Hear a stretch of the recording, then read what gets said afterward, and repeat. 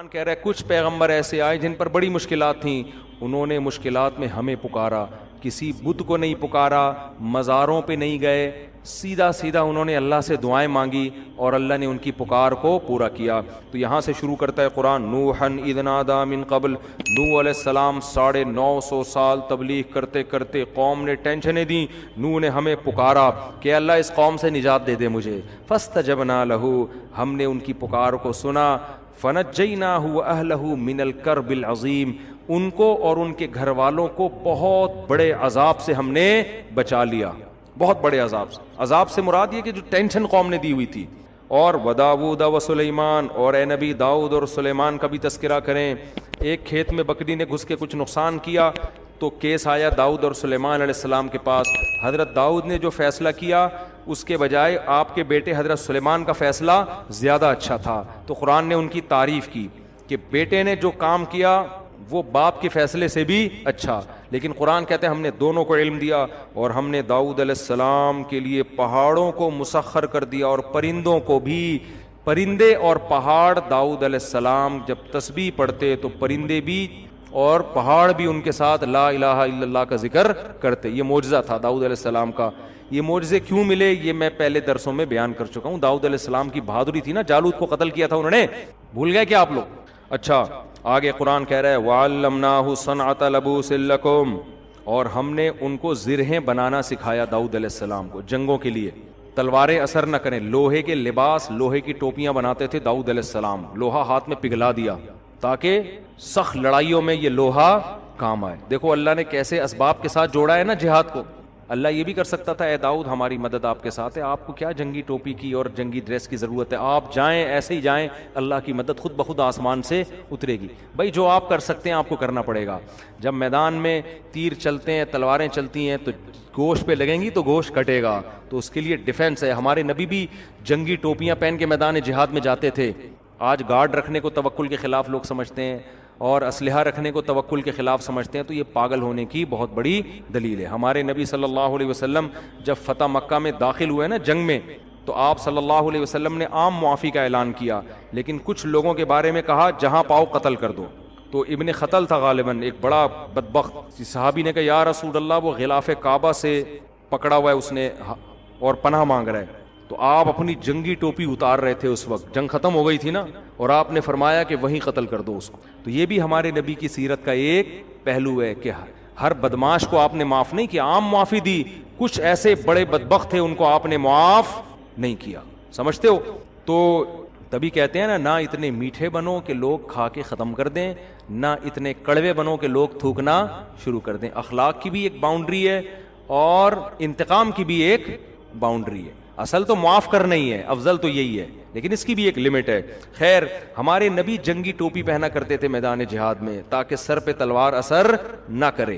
تو آج کہتے ہیں کہ نہیں جی ہیلمٹ پہن کے بائک نہیں چلاؤ، بڑا فنٹر بنا ہوتا ہے، ویلیاں بھی لگا رہا ہے۔ ہم بچپن میں کبھی ڈیفینس جاتے تھے، وہ لڑکوں کی ریسنگ ہو رہی ہوتی تھی، تو ایک ویلی لگا رہا تھا، سر کھل گیا اس کا، بہت بڑا فنٹر بنا ہوا تھا کہ 3 دفعہ سر کھلا تھا اس کا۔ سر کھلنا سمجھتے ہیں، نیچے گرا اور سر پھٹ گیا۔ اس کے ابا نے پھر پابندی لگائی، پھر بھی لگا رہا تھا ویلی، اب تک میرا خیال ہے انا للہ ہو چکا ہوگا۔ ایک اور ہمارے سامنے اللہ نے بائک کی سیٹ بنائی ہے بیٹھ کے چلانے کے لیے، وہ پائیدان پہ بیٹھ کے چلا رہا ہے۔ ڈیفینس میں ہم نے دیکھا، وہ نہیں سی وی یو پہ، جو آپ کہہ سکتے ہیں غلط تھا تو دیکھنے کیوں گئے، تو بھائی احمقوں کو دیکھنے کا اپنا مزہ ہے، دیکھنا غلط تھوڑی ہے، دیکھ لو بھائی، کریں گے ہم کبھی بھی نہیں یہ فالتو کام، ویلیاں لگا رہے ہیں اور یہ بھائی اس میں آپ کو وہ نظر آ رہے ہیں جن کے سر نہیں کھلے، بہت سے جن کے کھل چکے ہیں ان کے انٹرویو لے جا کے کہیں گے بھائی کبھی نہیں کرنا چاہیے۔ تو کیا تھا کہ وہ نا پائیدان پہ بیٹھ کے بائک چلا رہے ہیں، ایسے نہیں جہاں پاؤں رکھتے ہیں، بڑے شو مار رہا ہے، وہیں ہم 4 دوست بیٹھے ہوئے، ہم نے کہا یار یہ کام کرنا ٹھیک نہیں ہے۔ میں بھی یہ کہہ رہا یار یہ شو بازی ہے، اپنی جان کو خطرے میں نہیں ڈالنا چاہیے۔ کچھ لڑکے کہہ رہے ہیں نہیں بھائی کچھ بننے کے لیے کچھ کرنا پڑتا ہے۔ اب میری بحث چل رہی ہے نا، میں کہہ رہا ہوں بس یہ دیکھنے کی حد تک ٹھیک ہے، آؤ انجوائے کرو نکل لو، کرنا نہیں ہے یہ کام کبھی۔ کچھ میرے ہی دوست تھے وہ کہہ رہے نہیں بھائی یہی تو ہوتا ہے، انسان ترقی ایسے ہی تو کرتا ہے۔ اللہ کی قدرت، آگے گئے اسپیڈ بریکر آیا اس کو نظر نہیں آیا، دھڑام سے وہ نیچے گرا، ہم بھاگ کے گئے، انا للہ اس کا ہو چکا تھا۔ لگ ایسا رہا تھا، مجھے یقین نہیں ہے کیونکہ بے ہوش، بالکل سانس بھی نہیں آ رہا تھا۔ ایمبولینس آئی ہے اس میں ڈال کے لے کر گئے، پتہ نہیں اللہ کرے زندہ ہو گیا ہو، لیکن بظاہر لگ نہیں رہا تھا۔ میں نے کہا دیکھ لو بڑا آدمی بننے کے لیے قبرستان جانا پڑتا ہے. تو اس لیے انسان کے بچے بنو, کوئی وہ کام کرو جو بہادری کے جوہر دکھانے ہیں تو جاؤ میدان جنگ میں جا کے دکھاؤ نا, جہاں کچھ فائدہ تو ہو اس بہادری کا. یہاں ویلی لگا کے بہادری کا کیا فائدہ ہے آپ کو؟ 2-4 لڑکیاں مر جائیں گی آپ کے اوپر, اور وہ بھی جب تک مریں گی جب تک آپ کا سر پھٹے گا نہیں. جس دن آپ کے سر پہ 4-5 ٹانکے آ گئے وہ بھی ریجیکٹ کر دیں گی, بھائی پرے ہٹو. تو اس لیے ایسے کام کرو جو انسان پہ سوٹ کرتے ہیں. خیر بس جلدی سے ختم کروں میں. قرآن کہتا ہے کہ ہم نے سلیمان علیہ السلام کے لیے ہواؤں کو مسخر کر دیا, جنات کو سلیمان علیہ السلام کا تابع بنا دیا, سمندروں میں غوطے لگاتے تھے اور ہیرے جواہرات لے کر آتے تھے. اور کیا تھا؟ ایوب اذ نادی ربہ, ایوب کو بھی یاد کرو جب کئی سال بیماری میں مسلسل اتنی خطرناک بیماری میں پڑے رہے ہیں, بالآخر اللہ نے ان کی دعا قبول کی. انہوں نے کہا ربی انی مسنی الضر, اے اللہ مجھے بہت پریشانیاں پہنچ گئی ہیں, وانت ارحم الراحمین, تو سب سے زیادہ رحم کرنے والا ہے, میری مدد کر. فاستجبنا لہ, اللہ کہتے ہیں ہم نے آپ کی مدد کی, آپ کی پریشانیوں بیماری کو بھی دور کیا اور آپ کو آپ کا اہل و عیال بھی واپس لوٹا دیا. اور پھر اللہ نے حضرت اسماعیل ادریس علیہ السلام کا ذکر کیا اور ذوالکفل علیہ السلام کا, اور 2 بس مختصر. پھر اللہ نے یونس علیہ السلام کا تذکرہ کیا کہ مچھلی والے کا بھی تذکرہ کرو. جب اندھیروں میں مچھلی نے اپنے پیٹ میں نگلا تو فنادا فی الظلمات, کئی اندھیرے, رات کا اندھیرا, آسمان پہ بادلوں کا اندھیرا, سمندر کی لہروں کا اندھیرا, سمندر کی تہہ کا اندھیرا اور مچھلی کے پیٹ کا اندھیرا. اس میں اللہ کو پکارا, اے اللہ میں تیری پرمیشن کے بغیر قوم کو چھوڑ کر آ گیا, یہ تیرا, تو ہر عیب سے پاک ہے, یہ سزا مجھے میری غلطی کی وجہ سے ملی ہے. سبحانکا, تو عیب سے پاک ہے, انی کنت من الظالمین, میں ہی ظالمین میں سے ہوں. کیا مطلب؟ میں اپنی غلطی کا اعتراف کرتا ہوں. قرآن کہتا ہے فاستجبنا لہ, ہم نے ان کی پکار کو سنا, ونجیناہ من الغم, اور ہم نے ان کو غم سے نجات دی. کہاں گئے وظیفے بھائی؟ یونس علیہ السلام نے کوئی وظیفے کیوں نہیں پڑھنا شروع کر دیے وہاں بیٹھ کے؟ پیغمبروں میں آپ کو وظیفے نہیں ملیں گے, دعائیں ملیں گی, دعائیں. آج یہی لا الہ الا انت سبحانک انی کنت من الظالمین جو ہے نا 1000 دفعہ پڑھ لیں گے, جائز ہے, میں منع نہیں کر رہا. ادھر ادھر گانے بجانے سے تو بہتر ہے کچھ اللہ کا نام وظیفوں کے طور پہ پڑھ لو. لیکن جو روح کیا ہے, روح یہ نہیں ہے کہ آپ پڑھو, روح یہ ہے کہ مانگو. یونس علیہ السلام نے لا الہ الا انت کا وظیفہ نہیں پڑھا بلکہ اللہ سے دعا مانگی عاجزی کے ساتھ کہ مجھے بچا لے اس غم سے, تو اللہ نے بچا لیا. پھر قرآن کہتا ہے اور زکریا کا بھی تذکرہ کریں, بڑھاپے میں بیوی بانجھ اور اللہ سے دعا مانگ رہے ہیں, اے اللہ مجھے اکیلا نہ چھوڑ, تو بہترین وارث ہے, مجھے بھی کوئی وارث دے دے. اللہ کہتے ہیں فاستجبنا لہ, ہم نے ان کی پکار کو قبول کیا. بڑھاپے میں ووہبنا لہ یحییٰ, ہم نے ان کو یحییٰ علیہ السلام دیے اور ہم نے ان کی بیوی کو صحت دے دی, بانجھ پن دور کر دیا, بڑھاپا بھی ختم کر دیا. کیوں؟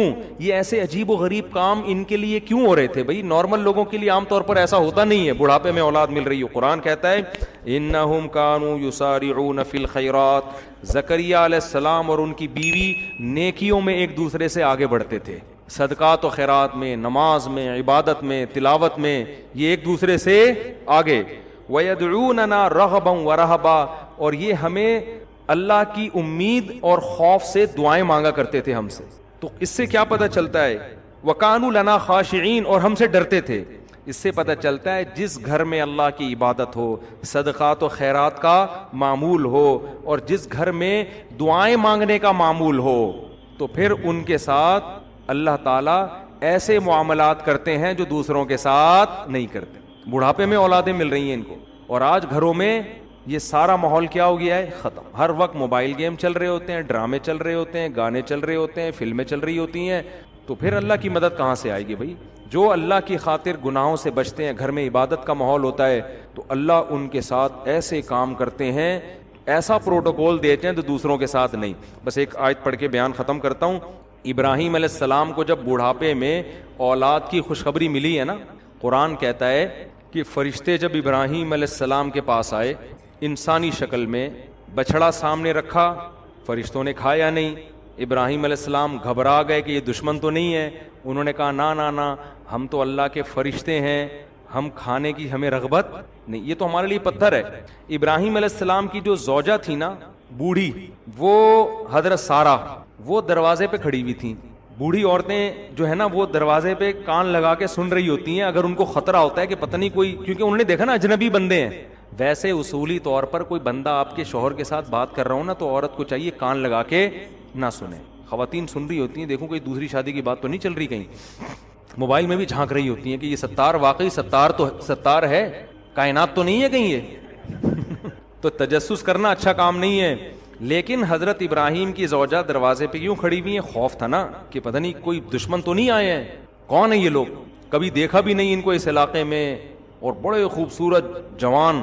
تو انہوں نے کہا ہم اللہ کے فرشتے ہیں اور آپ کو اولاد کی خوشخبری سنانے کے لیے آئے ہیں کہ اللہ آپ کو بیٹا دے گا اسحاق, اور پھر بیٹے کا بھی بیٹا ہوگا, پوتا بھی ہوگا, ان کا نام کیا ہوگا؟ یعقوب. بیٹے کی بھی خوشخبری اور پوتے کی بھی. تبھی تو حضرت ابراہیم نے حضرت اسحاق کی بالغ ہوتے ہی شادی کرا دی تھی, ٹھیک ہے نا, ان کو پتا تھا کہ اللہ ان سے بھی اولاد دے گا مجھے. تو بچوں کی جلدی شادیاں کرا دیا کرو, اس سے یہ ہوگا کہ وہ جو پوتا ہوتا ہے نا وہ بھی آپ ہی کی اولاد ہوتا ہے. سمجھتے ہو؟ لوگ کہتے ہیں تو میرے بچے کے بچے ہیں, تو آپ کے بھی تو ہیں نا وہ. تو بچوں کی جلدی شادی کرانے میں بڑا فائدہ کیا ہے, آپ کو بھی اولاد مل جاتی ہے. خیر, تو اب جب ابراہیم علیہ السلام کی زوجہ نے یہ سنا کہ فرشتے کہہ رہے ہیں کہ آپ کو اولاد ملے گی, تو قرآن کہتا ہے وہ اندر آئیں فسقت وجہہا, ایسے ماتھے پہ یوں, جیسے عورتیں نہیں کہتی ہائے ناس کیسی باتیں کر رہے ہو, کہنے لگی یا ویلتا, ہائے کمبختی, ہائے ناس, الیدو, میرے اولاد ہوگی, میں اتنی بوڑھی, میرے اولاد ہوگی, وانا عجوز, میں تو بڈھی ہو چکی ہوں. عجوز کہتے ہیں بالکل بڑھاپے کی انتہا کو پہنچی ہوئی. وہذا بالی شیخا, اور یہ میرا شوہر یہ بھی بڈھا ہے. بھائی اشارہ کر رہی ہیں, ہاذا اشارے کی طرف, یہ بوڑھا, اس کی اولاد ہوگی اور میں بھی, اور پھر ایسے نا ماتھے پہ یوں کر کے مارا ہے, اور کہنے لگے ناس ہو تمہارا, تباہی ہے. تو اتنا تعجب ان کو ہو رہا تھا یہ کس طرح کی, ابھی تک تو خاموش کھڑی ہوئی تھی, بھائی ٹھیک ہے بچڑا نہیں کھا رہے, چلو سمجھ میں آتا ہے, اور جو ہے اجنبی لوگ ہیں, لیکن ابھی تک کوئی ٹینشن بھی نہیں دی. اب جو آگے باتیں شروع کر دی ہیں کہ اولاد ہوگی, تو یہ حضرت ابراہیم کی زوجہ سے یہ بات ان کی سمجھ میں نہیں آئی. یہ کیسی بات ہے, اب تم نے غلط باتیں, اب میں چپ نہیں رہوں گی بھائی, اب میں خاموش نہیں رہوں. آ کے ایسے ماتھے پہ یوں کر کے مارا ہے اور کہنے لگی یا ویلتا, ہائے بدبختی. ویل کہتے ہیں بربادی, تباہی کو, ہائے بربادی, ہائے تباہی, ہائے ہلاکت. الیدو, میرے اولاد ہوگی, وانا عجوز, میں اتنی بڈھی, وہذا بالی شیخا, اور یہ میرا میاں یہ بھی اتنا بوڑھا. تو اب جو میں پوری بات بتانے کے لیے میں آیت پڑھی نا, تو فرشتوں نے کیا کہا, اتعجبین من امر اللہ, اللہ کے آرڈر پہ تمہیں تعجب ہو رہا ہے. رحمت اللہ وبرکاتہ علیکم اہل البیت, اے گھر والو تم عام لوگوں کی طرح نہیں ہو, تم تو سلیکٹڈ خاندان ہے تمہارا, تم نے شرک کے راستے کو چھوڑا, تمہارے گھروں میں سخاوت ہے. سخاوت تھی نا کہ مہمان آ کے بیٹھے ہیں, ابھی پوچھا نہیں ہے کون ہو کہاں سے آئے ہو, بچڑا پہلے لا کے رکھ دیا. ہم تو کباب چائے نہیں لا کے رکھتے پہلے, بھائی تو بتا, میں تو نالائق آدمی ہوں, میں تو اسی طرح کرتا ہوں, بندہ ہے کون بھی کہاں سے آیا, کیوں آیا, بغیر پوچھے آیا, اتنے سارے ہمارے یہاں تو پریشانیاں ہیں نا. اور بعض دفعہ تو لوگ چائے کا پوچھ اس لیے رہے ہوتے ہیں تاکہ وہ کہے, میں بتاتا ہوں نا, ہمارے ایک دوست گئے اپنے کسی گھر میں, ان سے پوچھا کہ آپ نے کھانا کھا لیا, انہوں نے کہا نہیں کھایا. مجھے خود بتا رہے تھے, کہہ رہے مجھ سے پوچھا کھانا کھا لیا, میں نے کہا نہیں کھایا. کہہ رہے کھایا ہوتا تو چائے پلاتا, آپ چائے سے بھی گئے اور کھانے سے بھی گئے. یہ تو ہماری سخاوت ہے. تو کیسی سخاوت, ابھی مہمان آیا ہے, بچڑا پورا روسٹ کر کے سامنے لا کے رکھ دیا ہے, پھر دیکھ رہے ہیں کہ بھائی ہاتھ جا ہی نہیں رہے. تو یہ تو بھائی تمہارا تو خاندان سخی ہے, توحید پرست ہے, عبادتیں ہوتی ہیں. کوئی عام لوگ تعجب کرتے کہ بڑھاپے میں اللہ اولاد دے رہا ہے, تو تعجب بنتا ہے. تو فرشتے کہہ رہے ہیں کہ تعجب ہمیں آپ کی باتوں پہ ہو رہا ہے. رحمت اللہ وبرکاتہ علیکم اہل البیت, اے اہل بیت تم پر تو اللہ کی رحمتیں اور برکتیں ہیں. انہ حمید مجید, کیا مطلب, وہ اللہ بڑا قابل تعریف اور بزرگی والا ہے. یہ کیسی تعریف ہے اس کی کہ تم اس کے لیے قربانیاں دو اور وہ تمہارے لیے کچھ بھی نہ کرے. وہ تو قابل تعریف ہے, جتنا تم کرو گے وہ کئی گنا اس سے تمہارے لیے زیادہ کرے گا. تو یہ میں پوری تقریر اس لیے کر رہا ہوں, گھروں کے ماحول کو صحیح کرو, سمجھتے ہو, گھروں میں کچھ تعلیم کا تلاوت، تبھی تو حدیث میں آتا ہے کہ سنتیں گھر میں پڑھنی چاہیے تاکہ بچے بھی عبادت سے تھوڑے سے مانوس ہوں، تلاوت ہو۔ میرے والد صاحب کو اللہ مغفرت فرمائے، جب آفس سے آتے تھے نہا کے سب سے پہلے قرآن لے کے بیٹھ جاتے تھے اور اونچی آواز سے تلاوت کرتے تھے، پوری زندگی ان کا معمول ہم نے دیکھا۔ جب ان کا انتقال ہوا ہے تو اس دن تلاوت کی آواز گھر میں نہیں آئی ہمیں، اس کے بعد سے اب تک نہیں آئی۔ تو وہ ایک احساس ہوا کہ یار، اور بڑی پیاری آواز میں تلاوت کرتے تھے، تو ایک دم احساس ہوا کہ یار ہمارے گھر سے ایک رونق چھن گئی۔ یہ روزانہ ان کا معمول تھا، اور ایک خاص اسٹائل میں بیٹھتے تھے، ٹوپی اتار کے، ٹھیک ہے نا، کیونکہ گرمی ان کو بہت لگتی تھی، ٹوپی اتار کے بالکل گریبان کھول کے ایسے بیٹھ کے، حافظ تھے ماشاءاللہ، تو روزانہ پابندی سے قرآن کی تلاوت کرتے۔ تو جب انتقال ہوا، اور انتقال سے پہلے بھی تلاوت کر کے گھر سے گئے ہیں، پہلے تلاوت کی گھر میں، پھر تلاوت ختم کر کے وضو کیا، نماز پڑھنے کے لیے گئے، عشاء کی نماز میں بیٹھے ہوئے صف ہی میں ہارٹ اٹیک ہوا اور اسی میں ان کا انتقال ہو گیا۔ اللہ تعالیٰ مغفرت فرمائے۔ تو میں جو اصل بات عرض کر رہا ہوں کہ گھر میں تلاوت کا معمول ہوگا، نماز کا معمول ہوگا، بچے بھی یہ چیزیں کیا کریں گے؟ ایڈاپٹ۔ اور اگر گھر میں ہر وقت ٹی وی چل رہا ہے، ہر وقت ڈرامے چل رہے ہیں، تو میرے بھائی پھر گھر میں برکتیں نہیں ہوں گی۔ فالج ہو گیا مجھے، تو بہت برا بلا کہہ رہے تھے تبلیغ والوں کو۔ میں نے کہا بھی تبلیغ والے تو کم کھانا کم باتیں کرنے کو کہتے ہیں، تو وہ جس نے کیا غلط کیا۔ تو وہ اسی پر ایک اور واقعہ آج ایک ڈاکٹر صاحب نے سنایا، کہہ رہے ایک شوگر کا پیشنٹ تھا، اس کو ہم نے منع کیا کہ نہیں چینی کھانا، تو ایک کوئی صاحب آئے، انہوں نے اس کے سامنے شربت کا گلاس رکھا، بہت خطرناک پیشنٹ تھا، وہ بہت اصرار کیا، وہ نمازی بھائی تھے، بہت اصرار کیا، بھائی یہ پی لو یہ پی لو، وہ کہہ رہے نہیں نہیں نہیں مجھے شوگر ہے۔ جب انہوں نے زیادہ اصرار کیا نا، اور کہا اللہ نے چاہا کچھ نہیں ہوگا انشاءاللہ، اللہ نے چاہا تو کچھ نہیں ہوگا۔ دیکھو صحابہ کرام کا اللہ پہ توکل تھا، انہوں نے دریا میں گھوڑے دوڑا دیے، انہوں نے، یہ بہت اہم واقعہ ہے، اس کو بڑا سبق ملے گا اس سے انشاءاللہ آپ کو، خاص طور پہ دینداروں کے لیے سمجھنے کی چیز ہے۔ واقعہ ہے نا، ایک علامہ اقبال کا شعر بھی ہے اس پہ کہ دشت و دشت دریا بھی نہ چھوڑے ہم نے، کہ ہم نے تو صرف صحراؤں میں نہیں، ہم نے تو دریاؤں میں بھی، کرامت کے طور پر نا گھوڑے دریا میں چلا دیے تھے صحابہ نے۔ تو ان صاحب نے کہا، داڑھی بھی تھی نمازی بھی، انہوں نے کہا دیکھو صحابہ نے اللہ پہ توکل تھا، دریا میں گھوڑے چلا دیے انہوں نے۔ تو سامنے شکر ہے کوئی عقل مند بیٹھا ہوا تھا جس کو وہ کھلا رہے تھے نا پورا چینی کا شربت، اس نے کہا دیکھو اگر وہاں پل ہوتا نا پھر اللہ دریا میں گھوڑے نہیں وہ ڈوبنا تھا انہوں نے، ہاں تو پل نہیں تھا اور مجبوری تھی جانا، صحیح ہے نا، پل ہوتا پھر صحابہ دریا میں چلاتے، پھر سوال ہی پیدا نہیں ہوتا کہ دریا میں گھوڑے چلتے۔ اللہ کہتا ہے پل ہے تو جاؤ نا، یا پل بنانے کا ٹائم ہوتا تو بھی نہیں۔ یہ جو قسطنطنیہ میں سلطان محمد فاتح نے قسطنطنیہ اور یہ جو آج کا استنبول ہے جب یہ فتح کیا تھا، تو اس نے کوئی دریا میں تھوڑی گھوڑے چلا دیے تھے۔ ان کا یہ جو استنبول کا جو قلعہ ہے نا آج جو 4000 سال جس کی پرانی تاریخ ہے، میں نے وہاں جا کے ولاگ بھی بنایا ہے، یہ ترکی کا جو مشہور قلعہ ہے، یہ تو عیسائیوں کے ہاتھ میں تھا، بہت مضبوط عیسائیوں کی اسٹیٹ تھی، اور نبی صلی اللہ علیہ وسلم نے خوشخبری سنائی تھی کہ نعم الجیش جیش یغزو القسطنطینیہ، فرمایا سب سے بہترین لشکر، کیا ہی خوب لشکر ہے جو قسطنطینیہ فتح کرے گا۔ آپ مکہ میں اور ترکی کی فتوحات کی خوشخبریاں دے رہے ہیں۔ ہمارے نبی کا یہ ویژن دیکھو، ایک پیغمبر جو نہ لکھنا جانتے ہیں نہ پڑھنا جانتے ہیں، لیکن کتنے کانفیڈنٹلی وہ کہہ رہے ہیں کہ کیا خوب لشکر ہوگا جو قسطنطینیہ کو فتح کرے گا، اور خوشخبری دی، جنت کی بشارت دی۔ اسی وجہ سے مسلمان فاتحین شروع سے لگے ہوئے تھے اس میں، لیکن نہیں ہو پا رہا تھا۔ تو سلطان محمد فاتح نے کیا کیا، وہ بھی فوجیں لا کے بٹھا دی، لیکن اتنا مضبوط قلعہ ہے وہ جا ہی نہیں پا رہے بھائی۔ تو مشورہ ہوا، اب انہوں نے یہ نہیں کیا کہ جی ایک طرف سے سمندر ہے، وہاں بھی سمندر کٹا ہوا ہے نا، آپ میپ میں دیکھ سکتے ہیں، تو سمندر میں ہم کیا کرتے ہیں، بسم اللہ اللہ پڑھ کے سمندر بھی نکل جاتے ہیں، بڑھ جانا، ڈوب جانا تھا انہوں نے، اور کیا۔ تو اللہ کہتا ہے پہلے اپنے سارے اسباب اور وسائل تو استعمال کرو، پھر میری مدد آئے گی۔ تو سلطان محمد فاتح نے مشورہ لیا، بھائی کیا کریں یار، یہ تو ناممکن ہے، پیچھے پورا یورپ تھا نا، وہاں سے بھی تو مدد آ رہی تھی ان کی، تو ناممکن تھا اسباب کی دنیا میں بھی، 600 سال ہو گئے علاقہ ہی نہیں فتح ہو کے دے رہا، اب تو کچھ کرنا پڑے گا کہ نہیں کرنا پڑے گا، اب تو کچھ کرنا ہے بھائی۔ تو ماہرین بیٹھے، انہوں نے مشورہ دیا، استخارہ نہیں نکالا، خوب سمجھ لو، استخارہ نکال کے دیکھتے ہیں فتح ہوگا تو ٹھیک ہے، نہیں تو واپس چلو۔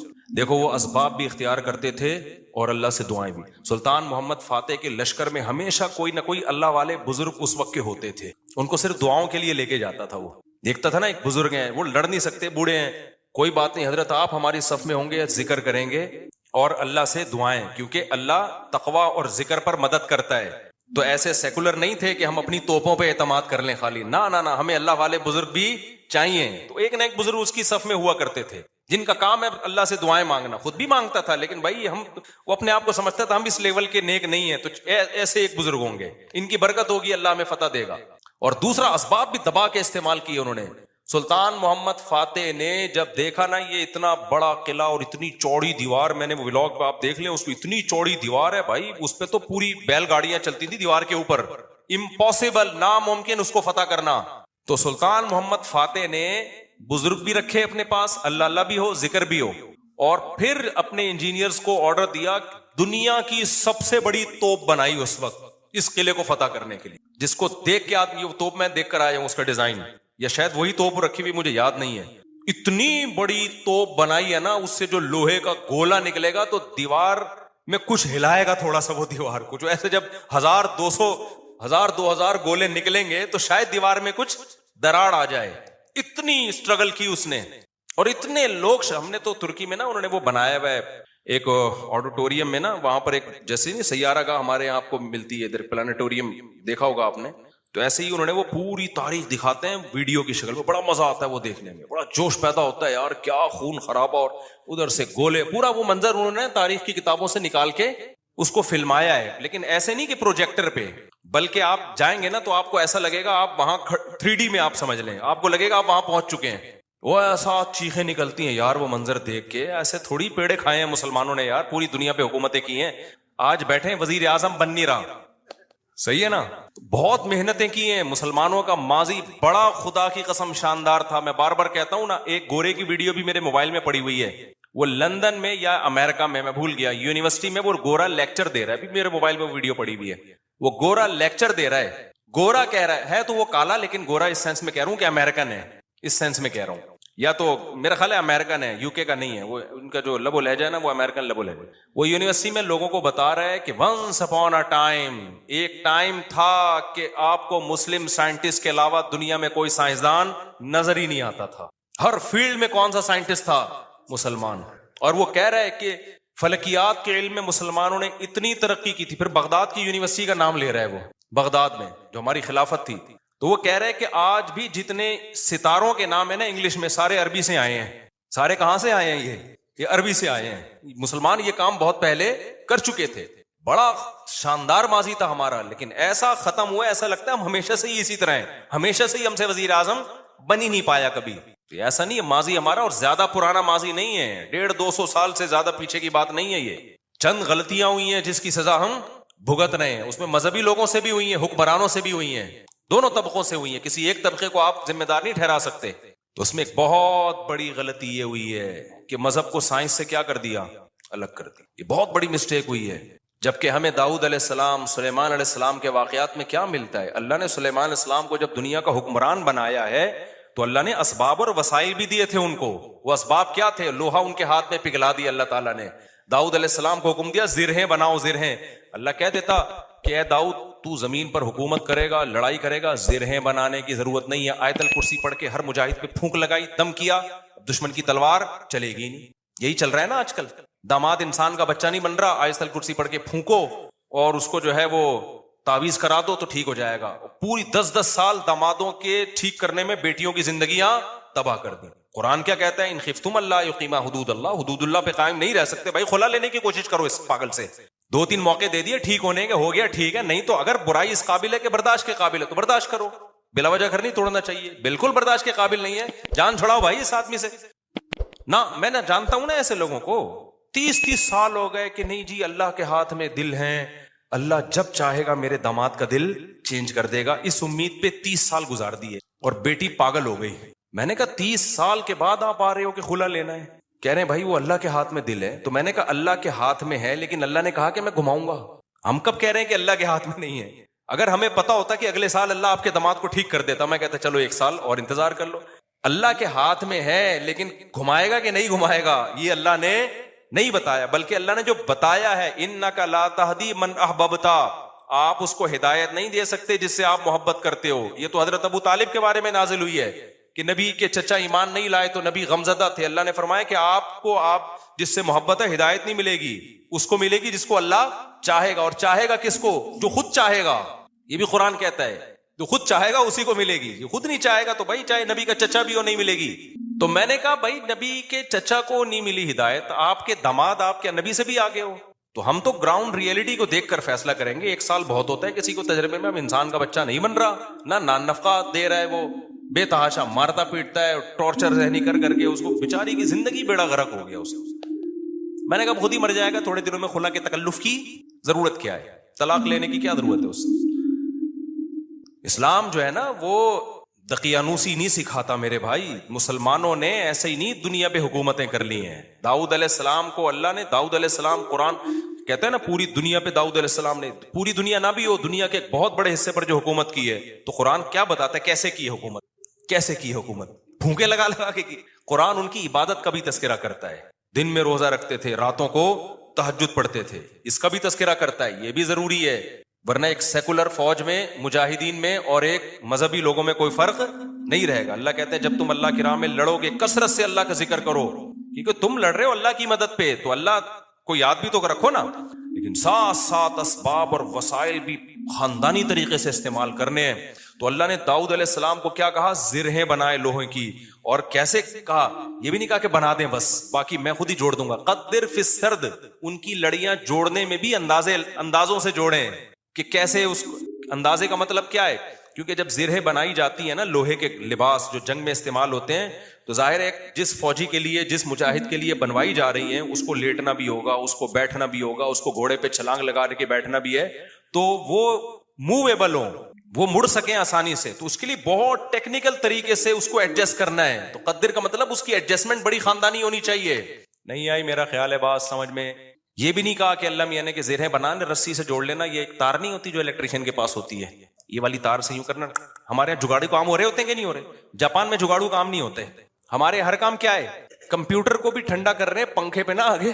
میں نے نیٹ پہ ایک ویڈیو دیکھی, سسٹم کو ٹھنڈا کرنے کے لیے ایک الگ سے پنکھا چلایا ہوا ہے جو کمپیوٹر کو کم اور آپ کو زیادہ ٹھنڈا کر رہا ہے, منہ پہ ہوا آ رہی ہے ڈائریکٹ اس کی. خیر, تو قدر فی السرد, مینجمنٹ اسلام کا ایک حکم ہے.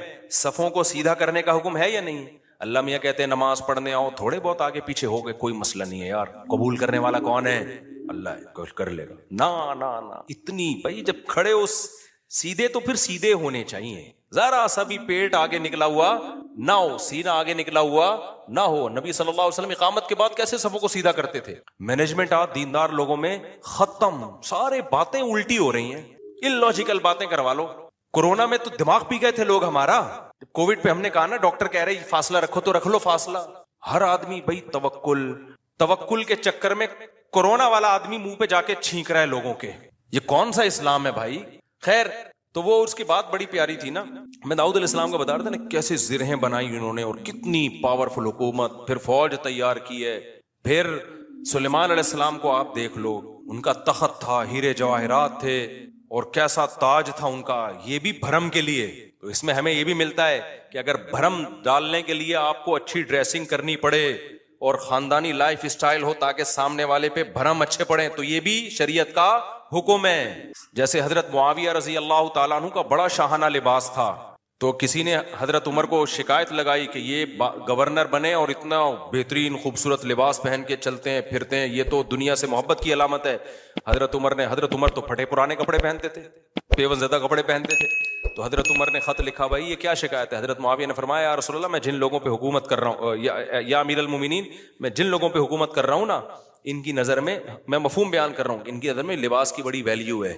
یہ مجھے ویلیو نہیں دیں گے اگر میں غریبوں والا لباس پہن کے گھوموں. تو یہ سیاست تھی ان کی, اور یہ حقیقت ہے کہ آپ کا سب سے پہلا امپریشن کس کا پڑتا ہے, آپ لباس کا پڑتا ہے. آپ کے لائف اٹھنے بیٹھنے کا اسٹائل کیا ہے آپ کا, وہی آپ کے کپڑے میں 10 قسم کے پیوند لگے ہوئے ہوں, اگلا کہے گا ابے بھائی یہ تو شاید ان کے پاس پیسے ہی نہیں ہے تو ہم سے کیا لڑیں گے, ٹھیک ہے نا. تو لڑائی کے لیے ظاہر حضرت معاویہ کے پاس جب دشمن کے وفود آیا کرتے تھے تو ان کی ڈریسنگ دیکھ کے ان کو اندازہ ہو جاتا تھا بھائی یہ چھوٹے لوگ نہیں ہیں. سوال پیدا ہوا پھر حضرت عمر نے ایسا کیوں کیا. بھائی وہ ان کو ویسے ہی اتنا اللہ نے روب دیا تھا کہ وہ ان کپڑوں میں ہی بہت روب تھا ان کا. اور ہمارے نبی صلی اللہ علیہ وسلم کے جو پیون زدہ کپڑے تھے, تو حدیث میں تو آتا ہے نبی کے چہرے پہ اللہ نے اتنا روب ڈال دیا تھا کہ 1 مہینے کی مسافت سے دشمن کانپنے لگتا تھا. کہ نارملی حکم جو شریعت نے دیا ہے بھائی, آپ کی ڈریسنگ, آپ کا لباس سارا کیا ہونا چاہیے, سوٹیبل ہونا چاہیے. کوئی چیز ایسی نہیں ہونی چاہیے جو سوسائٹی آپ کو کوئی گرا ہوا آدمی سمجھنا شروع کر دے. سمجھ میں آ رہی ہے بات کہ نہیں آ رہی ہے؟ نہیں آتی, لیکن جب رشتہ لینے جاتے ہو تو پھر آتی ہے. پھر نہا دھو کے ڈیٹول سے نا 3 پیس سوٹ پہن کے جائیں گے, پھر مجال ہے کوئی پیون زدہ کپڑے پہن کے چلا جائے. تو سادگی ہے تو پھر جانا چڈی بنیان دھوتی بنیان میں جا بھائی تو وہاں پہ, کیونکہ ہر وقت نا لوگ علماء کو یہ دیکھو سادہ ہونے چاہیے, ان کی پگڑی دیکھو, ان کے کپڑے دیکھو, اور ہمارے تو کوئی ہیں بھی نہیں. تو خیر, تو وہ میں جلدی سے وہ بتا دوں نا, وہ جو شربت کا گلاس رکھا نا, تو وہ ڈاکٹر صاحب مجھے واقعہ سنا رہے تھے, آج ہی کی بات ہے, شوگر کے بڑے اسپیشلسٹ آئے ہوئے تھے, گپ شپ تھی ان کے ساتھ. تو وہ کہنے لگے کہ اس نے کہا کہ دیکھیں جو صحابہ نے دریا میں گھوڑے دوڑائے تھے نا, پل نہیں تھا وہاں پہ, اگر پل ہوتا تو دریا میں گھوڑے نہیں دوڑا, اور اگر پل بنانے کا ٹائم ہوتا پھر بھی نہیں دوڑا. پھر یہ میں اپنی طرف سے ایک اضافہ کر رہا ہوں, پل بنانے کا ٹائم ہوتا, اسباب و وسائل ہوتے, پھر بھی نہیں جاتے, اور واپس جا کے دوبارہ آنے کا ٹائم ہوتا پھر بھی دریا میں گھوڑے نہیں ڈالتے. وہ ایک مجبوری تھی کہ اس کے علاوہ کوئی آپشن تھا نہیں. تو سلطان محمد فاتح نے بھی یہی کیا ہے. اس نے کیا کیا کہ بزرگ بھی رکھے ہوئے, اللہ سے دعائیں مانگے, اور پھر اسباب اور وسائل اختیار کیے. بھائی یہاں پانی ہے تو پانی کو کراس کرنا ہمارے لیے, سوری پیچھے سمندر ہے, بیچ میں خشکی ہے, پانی نہیں تھا, خشکی سے ہٹ کے آگے پانی ہے. تو اب آگے ہم گھوڑوں پہ جائیں گے اگر, تو گھوڑا پانی میں نہیں جا سکتا. تو انہوں نے یہ نہیں کہا صحابہ کرام نے پانی میں گھوڑے دوڑا لیے تھے تو ہم بھی خشکی تک جائیں گے, اور قسطنطنیہ میں بیک سائڈ سے حملہ کرنے کے لیے نا, باقی بسم اللہ توکلت علی اللہ پھونکوں والی سرکار ہوتی تو مسئلہ ہی حل ہو گیا تھا یار. یہ تو پہلے ذہن میں آ جاتا نا, میرے بہت لیٹ آیا دماغ میں. ایک شف سرکار حضرت وہ سلطان محمد فاتح اپنے پاس رکھتا شف, اور پورا قسطنطنیہ ہی بڑھ جاتا پورا. ابھی جو الیکشن میں ہوا ہے نا, آپ کو پتا ہے نا, جو ووٹنگ ہو رہی تھی, فلاں جیت رہا ہے, میم بنائی پاکستانیوں نے, اوپر جا رہا ہے اوپر جا رہا ہے, شف ایک دم وہ نیچے ہوا, بڑی ٹائٹ میم بنائی ہے کہ الیکشن میں یہی ہوا ہے, بندہ کون جیت رہا ہے ایک دم شف کر کے شف, فوراً نیچے. ایسی ہی رپورٹیں چینج ہو رہی تھی نا الیکشن کی, جو لوگ ٹی وی کے آگے اب خبروں میں بیٹھے ہوئے تھے. تو پاکستان میں ایک سرکار ہے جس کو سچی مچی کی شف سرکار ہے, وہ تو عز منتشا وہ تو ذل منتشا. تو اس لیے جو سیاست دانوں میں جو سمجھدار لوگ ہیں نا, وہ اس جو پاکستان کی جو اصل شف سرکار ہے نا, اس سے بنا کے رکھتے ہیں, ٹھیک ہے, کہ ہم بے شک ایک ووٹ بھی نہ ملا, جب انہوں نے کہا شف فوراً ہم کہاں چلے جائیں گے اوپر. تو اچھا خیر سمجھ گئے نا کون سی سرکار ہے. ایک تو یہ سرکار ہے, جو ایک اور سرکار ہے جو اصل شف سرکار ہے, وہ بڑی پاورفل سرکار ہے, وہ اس کا شف اصل شف ہے, اس کو ہم مانتے ہیں کہ یار وہ جب شف کرے نا, وہ یہ تو ڈرامہ کر رہے ہیں نا, ڈرامہ کر رہی. تو سلطان محمد فاتح نے کیا کیا, مشورہ کیا, بھائی کیا کریں. مشورہ یہی طے ہوا کہ یار کچھ نہ کچھ تو کرنا پڑے گا. تو ایک ماہر نے مشورہ دیا کہ دیکھو ہم جو ہمارے بحری جہاز ہیں, وہ کشتیاں بہت بڑی بڑی تھیں, جہاز نمائی تھیں وہ, تو ہم ان کو جب تک خشکی پہ چلا کے آگے پانی تک نہیں پہنچائیں گے نا, تو ہم یہ قلعہ کبھی بھی فتح, مزید 600 سال لگ جائیں گے, ہمیں ناممکن ہے. ہمارے پاس اب ایک ہی آپشن ہے, جانیں ضائع ہو رہی ہیں, روز تیر اندازی ہو رہی ہے, لوگ ڈیلی بیسس پہ شہید ہو رہے ہیں, اور پہلے بھی کئی حملے ناکام ہو چکے ہیں, تو اب یہ رسک لینا پڑے گا, آر یا پار. اب یہ بہت مشکل کام تھا. کیوں؟ رات میں لوگ سو رہے ہیں, راتوں رات آپ نے یہ کرنا ہے. اب خشکی پہ کیسے چلائیں بھائی پانی, یعنی اس جہازوں کو؟ تو اس کا طریقہ یہ ہے کہ جتنے جانور ہیں نا, اونٹ, گائے, دمبے, سب ذبح کر دو, اور سب کی چربی کو پگھلا کے زمین پہ ڈال دو. اور یہ صبح صادق سے پہلے پہلے کام کیا ہو جانا چاہیے, ختم. اور اس کے بعد یہ کشتیاں رکھ کے نا, لکڑیاں رکھ کے ان کو دھکے دیں گے, کیونکہ ورنہ کون لے جا سکتا ہے, کیونکہ اگر دھکے دے دے کے تو ناممکن ہے نا خشکی پہ. آپ کسی ایک چھوٹی سی لانچ کو دھکا دینے کی کوشش کرو, کوئی بھی نہیں دے سکتا. تو ہوگا یہ, اور دیں گے بھی اتنا ٹائم لگ جائے گا کہ دشمن تو دیکھ لے گا بھائی یہ لوگ تو یہاں سے آئے, تو راتوں رات یہ کام کرنا ہے. کتنا بڑا یہ گوروں نے ہسٹری میں لکھا ہے کہ ایسا کام کیا ہے جس کا تصور نہیں تھا. اتنی محنت خرچ ہوئی ہے اس کے اوپر. کیا موٹی موٹی توند اور موٹے موٹے پیٹ ہوتے اگر اس وقت مسلمانوں کے, اور صبح و شام بریانی اور قورمے کے ڈھکن کھل رہے ہوتے, اور تیجے کے نام پہ, 40ویں کے نام پہ, شب برات کے نام پہ یہ سب چیزیں کھا رہے ہوتے, تو یہ کر لیتے؟ بولتے کیوں نہیں. میں بار بار کہتا ہوں, کسی بڑے پیٹ والے کا مذاق اڑانا مقصد نہیں ہے. کچھ لوگوں کا نیچرلی پیٹ بڑا ہوا ہوتا ہے, وہ تو قدرت کی طرف سے, وہ صحابہ میں بھی تھا, بڑے بڑے بزرگوں میں تھا. لیکن یہ جو کھا کھا کے توندیں نکل رہی ہیں نا, زیادہ کھا کھا کے, یہ بہت برا عمل ہے. نبی صلی اللہ علیہ وسلم کی بخاری کی حدیث ہے, اس امت میں سب سے پہلی جو برائی آئے گی نا, جھوٹ اور بڑے پیٹ, موٹاپا. یہ حدیث ہے صحیح. تو قدرتی طور پر کسی کا پیٹ بڑا ہے تو ایک الگ بات ہے. تو اب انہوں نے کیا کیا, فوراً وہ ساری جانوروں کو رات کو, بھئی اب یہ اس کے علاوہ کوئی آپشن ہمارے پاس. پھر اللہ سے دعائیں بھی مانگ رہے ہیں, دعائیں بھی مانگ رہے ہیں کہ اللہ ہمارے بس میں جو تھا ہم نے کر دیا. تو وہ پگھلا کے پورا فرش بنایا راتوں رات. جو عیسائیوں کی اسٹیٹ تھی ان کے تصور بھی نہیں تھا کہ یار کوئی کسی کا دماغ یہاں بھی جا سکتا ہے, کسی کا دماغ یہاں بھی جا. کتنی محنت کی ہوگی انہوں نے اس وقت. کاش ویڈیو کیمرے ہوتے نا, وہ فلما لیتے یہ ساری چیزیں. پھر وہ راتوں رات کشتیاں لے جا کے نا اس پہ سب کو پار کیا, پانی میں اتار دیا. صبح صادق سے پہلے وہ بہت بڑی فوج مجاہدین کی وہ پیچھے سمندری جہازوں پہ سوار ہو چکی تھی. صبح صادق سے پہلے یہ کام ہو چکا. اور پھر بیک سائڈ سے نا پانی پہ اترے وہ لوگ, اور پھر انہوں نے حملہ کیا. عیسائیوں کو تو انہوں نے تو آگے دیکھ رہے ہیں نا, وہ ان کو کیا پتا پیچھے سے بھی کوئی حملہ کر سکتا. ادھر سے انہوں نے تیر اندازی کی ہے, ادھر سے پیچھے سے حملہ کیا. وہ تو حیران ہو گئے یار یہ بندے آئے کہاں سے ہیں یہ لوگ, بیچ میں تو خشکی ہے, اس میں تو جہاز آ ہی نہیں سکتا. یہ اسٹرگل اور یہ محنت کرنی پڑتی ہے بھائی, پھر قومیں بنتی ہیں. وہ زوں سے نہیں بن جاتی خالی قومیں, سمجھ رہے ہو. ابھی چھوڑو یہ, پھر یہ زوں کاٹ دینا یار, ایک میم ہے پھر وہ اچھا نہیں ہے. تو وہ ہے نا, میں جاپان گیا زوں, وہ دیکھا ہے آپ لوگ؟ ابے نہیں, آپ لوگ میمز نہیں دیکھتے آپ لوگ مجھے لگتا ہے.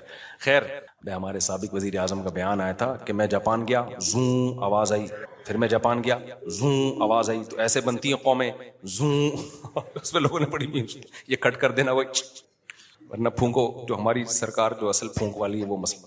اچھا خیر تو یہ ہے اسباب. اب موسیٰ علیہ السلام جب آگے دریا کے آگے آ کے کھڑے ہوئے ہیں, تو اگر وہاں پل ہوتا تو پھر لاٹھی کو حکم ہوتا کہ سمندر پہ ماریں اور وہ 12 چشمے اس سے 12 راستے بن جائیں, پھر ہوتا.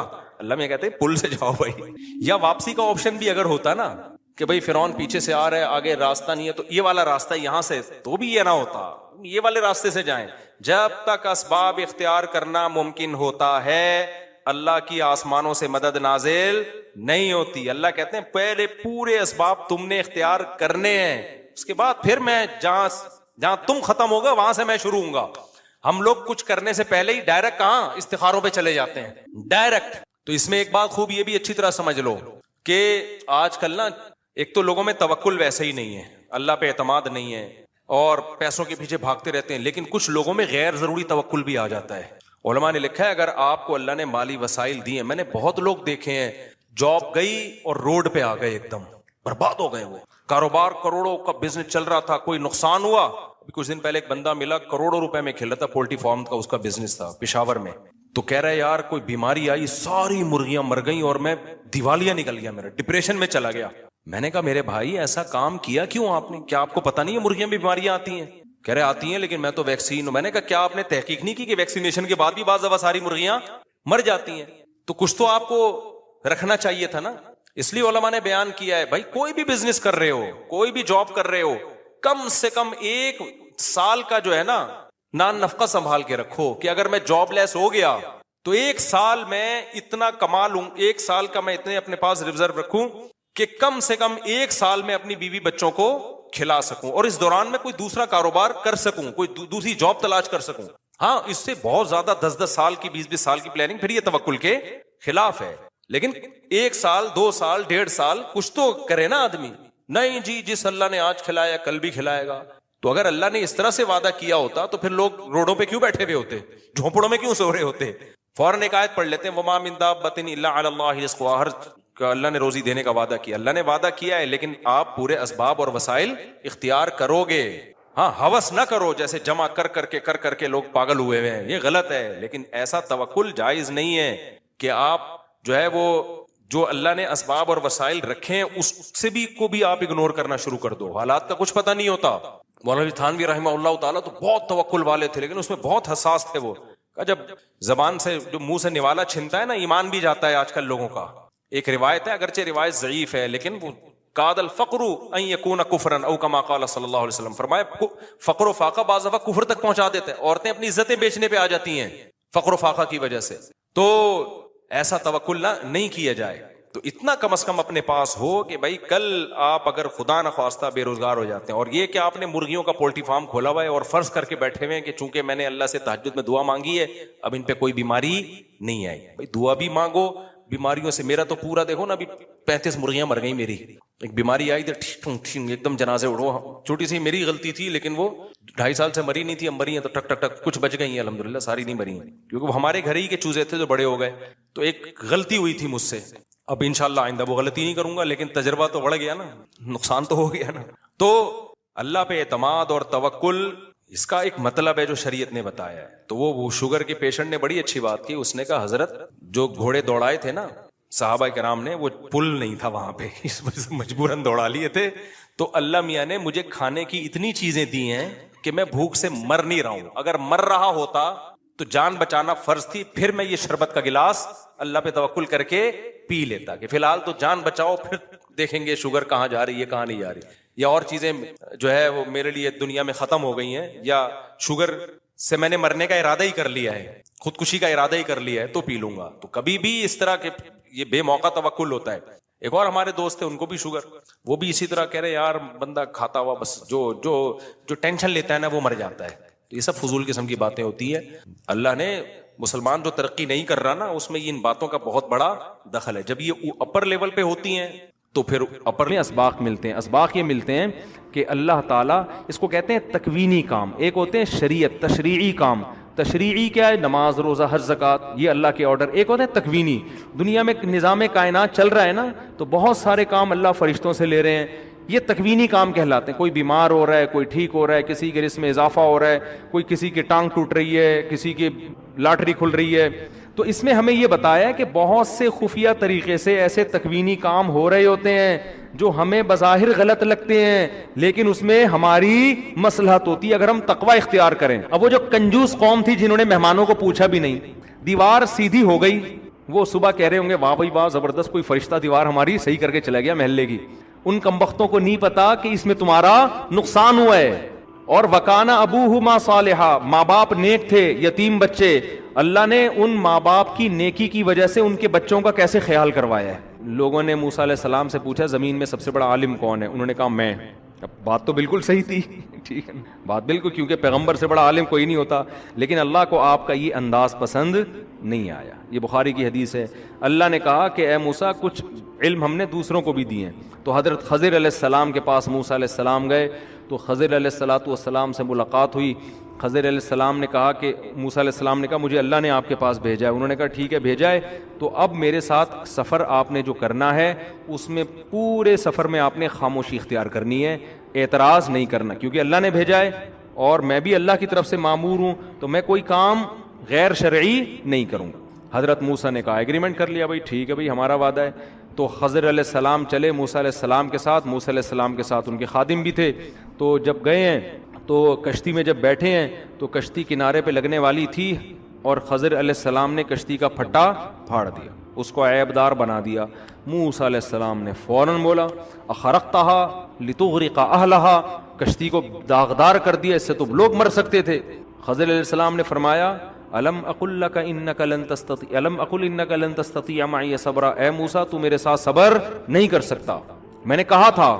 حضرت موسیٰ کو ایک دم خیال ہوا بالکل بھائی یہ تو مجھ سے غلطی ہو گئی، اور کہنے لگے کہ مجھ پر زیادہ سختی نہ کریں، اب میں وعدہ کرتا ہوں میں آپ سے سوال نہیں پوچھوں گا۔ پھر آگے گئے ہیں، لقیہ غلامن، ایک نوجوان لڑکا، خضر علیہ السلام نے اس کو قتل کر دیا۔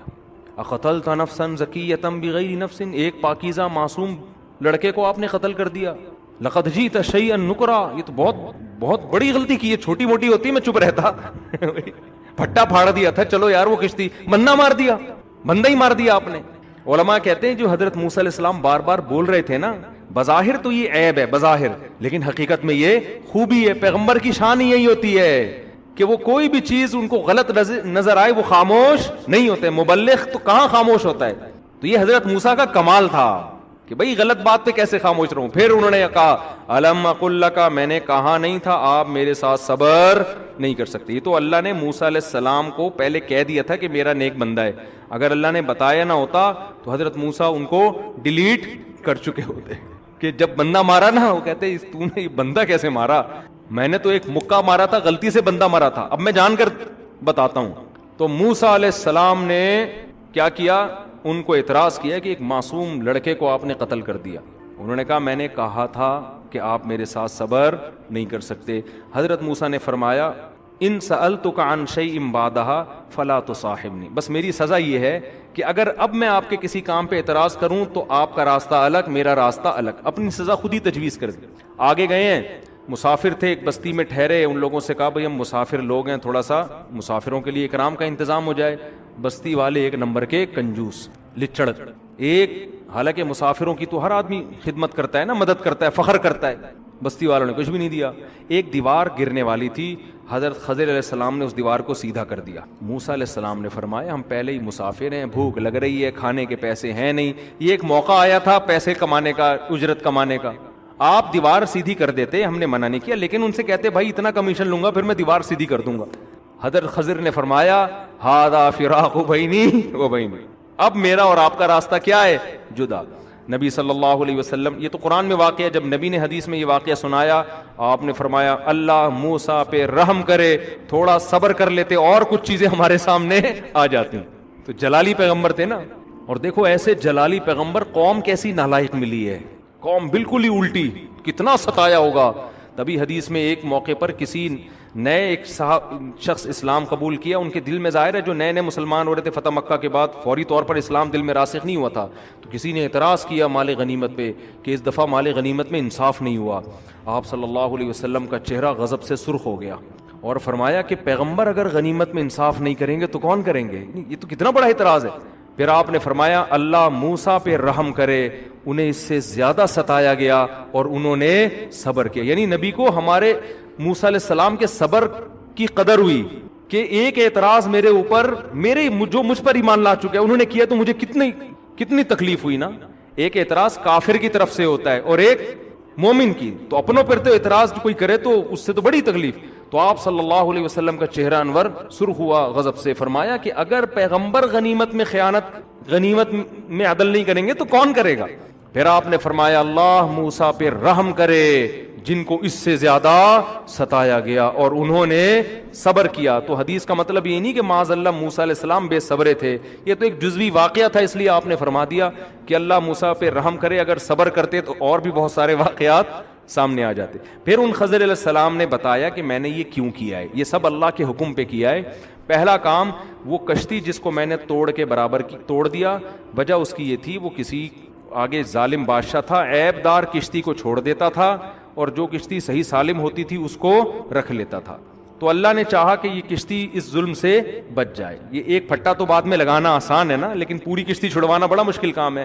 دوسرا کام, وہ جو نوجوان کو میں نے قتل کیا, اللہ کے علم میں یہ بات تھی یہ بڑا ہو کر اپنے والدین کا باغی بنے گا, اس کے ماں باپ نیک انسان تھے, اللہ نے ارادہ کیا کہ اس کو موت دے کر اس کے بدلے میں کوئی نیک صالح بیٹا دیں ان کو, تو اللہ کے حکم پر میں نے اس کو قتل کر دیا.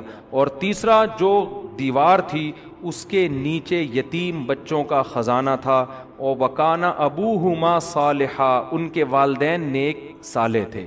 تو اگر یہ دیوار گر جاتی, محلے کے کنجوس لوگ, یہ جنہوں نے ہمیں اکرام بھی نہیں کیا ہمارا, یہ سارے اس کروڑوں روپے کے خزانے کے مالک بن جاتے. تو اللہ نے ارادہ کیا کہ یہ دیوار ابھی نہ گرے, بچے جوان ہو جائیں گے, مضبوط بن جائیں گے, پھر ان کو پتہ چلے گا ہمارے والدین نے یہاں خزانہ دفن کیا تھا, تو والدین کے خزانہ ان کی ملکیت میں آئے گا. تو یہ اللہ نے ہمیں واقعہ کیوں سنایا, اس لیے کہ اس میں ہمیں اسباق ملتے ہیں. اسباق یہ ملتے ہیں کہ اللہ تعالیٰ, اس کو کہتے ہیں تکوینی کام, ایک ہوتے ہیں شریعت تشریعی کام. تشریعی کیا ہے, نماز روزہ حج زکوٰۃ, یہ اللہ کے آرڈر. ایک ہوتے ہیں تکوینی, دنیا میں نظام کائنات چل رہا ہے نا, تو بہت سارے کام اللہ فرشتوں سے لے رہے ہیں, یہ تکوینی کام کہلاتے ہیں. کوئی بیمار ہو رہا ہے, کوئی ٹھیک ہو رہا ہے, کسی کے رزق میں اضافہ ہو رہا ہے, کوئی کسی کی ٹانگ ٹوٹ رہی ہے, کسی کی لاٹری کھل رہی ہے. تو اس میں ہمیں یہ بتایا کہ بہت سے خفیہ طریقے سے ایسے تکوینی کام ہو رہے ہوتے ہیں جو ہمیں بظاہر غلط لگتے ہیں, لیکن اس میں ہماری مصلحت ہوتی ہے اگر ہم تقوی اختیار کریں. اب وہ جو کنجوس قوم تھی جنہوں نے مہمانوں کو پوچھا بھی نہیں, دیوار سیدھی ہو گئی, وہ صبح کہہ رہے ہوں گے واہ بھائی واہ زبردست, کوئی فرشتہ دیوار ہماری صحیح کر کے چلا گیا محلے کی. ان کمبختوں کو نہیں پتا کہ اس میں تمہارا نقصان ہوا ہے. اور وکانا ابوہما صالحا, ماں باپ نیک تھے, یتیم بچے, اللہ نے ان ماں باپ کی نیکی کی وجہ سے ان کے بچوں کا کیسے خیال کروایا ہے کہ غیب سے اللہ ان کے خزانوں کی حفاظت کر رہا ہے. اس میں ہمیں سبق ملتا ہے, آپ اگر نیک ہیں اس کی برکتیں آپ کی اولاد میں ٹرانسفر ہوتی ہیں, سمجھتے ہو. اسی طرح وہ ماں باپ تو سوچ رہے ہوں گے ہمارا نوجوان لڑکا مر گیا, ہائے پتہ نہیں کوئی انون آدمی قتل کر کے چلا گیا. بھائی اچھا سوچو, یہ تمہارے حق میں کیا ہوا ہے, بہتر ہوا ہے. اب ہمیں نہیں پتا کیا بہتر, لیکن جو ہوا ہے بہتر ہوا ہے. تو اللہ تعالیٰ غیب میں کچھ تکوینی کام کر رہے ہوتے ہیں. وہ اللہ فرشتوں سے بھی لے سکتے ہیں, انسان سے بھی لے سکتے ہیں کام, لیکن اس کا یہ مطلب نہیں ہے کہ آپ کسی انسان کو یہ خضر سمجھنا شروع کر دیں کہ یہ اللہ شاید اس سے بھی کوئی تکوینی کام لے رہا ہو. یہ جو عامل وامل ہیں ان سے بالکل متاثر ہونے کی ضرورت نہیں ہے. اگر آج کوئی بندہ کسی کو قتل کرے اور کہے اللہ کی طرف سے مجھے حکم تھا کہ یہ معصوم جان ہے, تو آپ اس بیس پر وہ رہا نہیں ہو سکتا, اس پہ کیس چلے گا اور پھانسی پہ اس کو لٹکایا جائے, کیونکہ خضر علیہ السلام کے بارے میں تو موسیٰ علیہ السلام کو وحی ہوئی تھی نا, اور وہی دلیل قطعی ہوتی ہے. آج کسی کے بارے میں ہمیں وحی نہیں ہو سکتی, لہذا آج کوئی ٹوپی ڈرامہ اٹھ کے کشتیاں توڑ رہا ہے تو لگا دو ایک کھینچ کے کہ تیرے باپ کی کشتی ہے, وہ بولے میں نے اس لیے جوڑی توڑی کہ ایکچولی ایک میں بزرگ ہوں, مجھے الہام ہوا, خواب آیا کہ ایک بندہ بیٹھا ہوا ہے وہ پنچر موٹر سائیکل کو چھوڑ دیتا ہے اور ہوا والی موٹر سائیکل کو, میں ایک دفعہ جا رہا تھا, پنچر کیلیں پڑی ہوئی تھیں سڑک پہ, میری بائک پنچر ہوئی, آگے پنچر والے کی دکان, میں نے کہا واہ کیا ڈرامہ ہے یار, اس نے خود ہی کیلیں ڈالی ہوئی, جو آئے گا میں نے تو نظر پڑ گئی.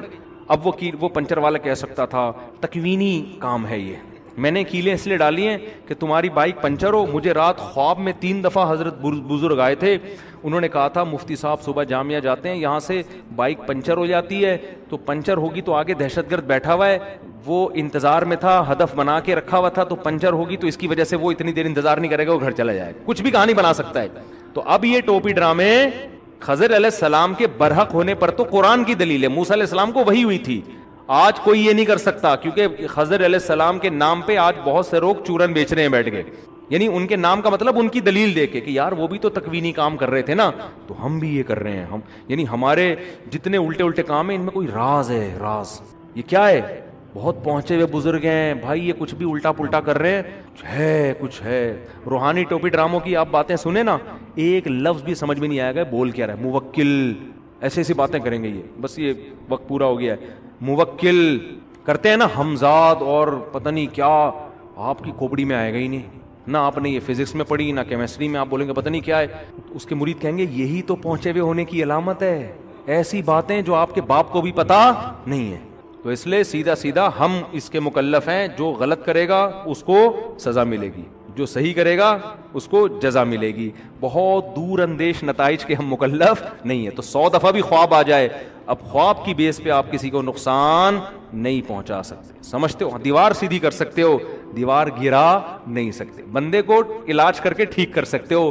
خواب کی بیس پہ اب ڈاکٹر صاحب کینسر کا علاج کر رہے تھے, کسی کا ان کو خواب آیا یہ بچہ اللہ کا نافرمان بنے گا, ماں باپ کو ستائے گا, ملک اور قوم کے لیے نقصان کا سبب بنے گا, صبح اٹھ کے انہوں نے زہر کا انجیکشن لگا دیا.